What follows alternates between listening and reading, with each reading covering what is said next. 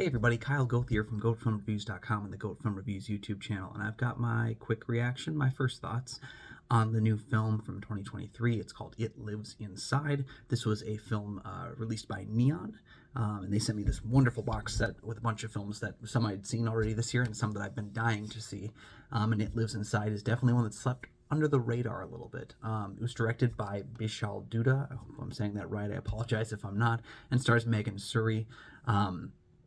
I remember hearing initial buzz about the film outside of South by Southwest, but not a whole lot about it. Just that it kind of felt like an East Indian lead character, and some Indian-based mythology around, like, I guess what the version of like the devil or demonic possession, curses, that kind of thing. And so I didn't really know what to expect about the film, but I have some good faith in Neon. And I'll say this, I did quite enjoy this film. I thought it was a powerful look at what I've appreciated recently in films is that we've had a lot of unique voices coming to the table. We've had a lot of elements that, again, this is definitely a shoes movie because I have never walked in the shoes of these characters. And so being able to experience a horror film from that perspective is very, very interesting. I like Megan Suri in the lead role. Definitely it's one of those, teenager, no one believes her kind of characters. And one that she also is not fully aware of all the details of what's going on with her as well. And so that as she peels back the layers, we as the audience get to. I found it quite fascinating.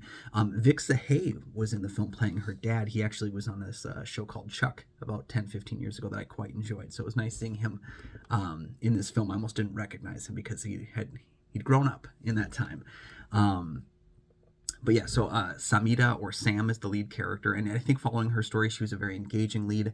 I liked seeing the relationship between her and her mother, her and her father, and how those things differed, as well as her and her friend. And being from high school, I had experienced this, this like popularity gap, as one character kind of slips beneath that popularity line and the other one rises up.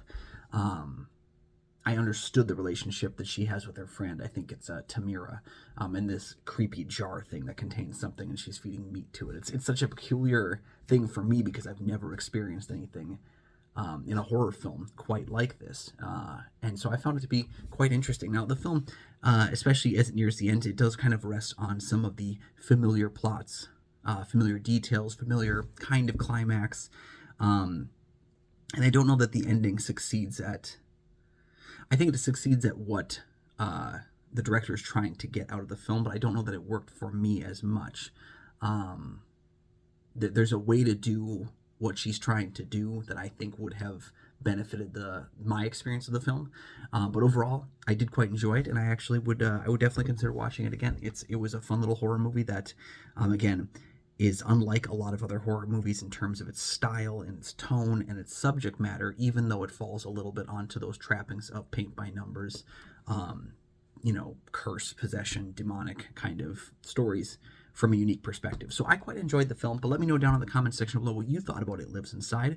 And if you have any other kind of America set Indian character driven horrors that I may have missed, because I don't recall that I've seen a lot of them, and I always like seeing movies from another perspective, from another worldview than mine. So I quite enjoyed this one. Let me know down in the comments what you thought about it as well, and while you're down there, please like and subscribe. There are 2 free things you can do that help support the channel immensely, and you never miss new episodes of the show as they drop. You can also find GoatFilmReviews.com for my many written reviews. You can find Goat Film Reviews on Facebook. You can follow me personally at Almighty Goatman on Twitter, Instagram, and Letterboxd, and you can find my show Kyle and Nick on Film that I co-host with Nick Plotchuk from the St. Paul Filmcast. We have new episodes of that show every single week. All those links are down in the description, and we'll see you next time. Bye-bye.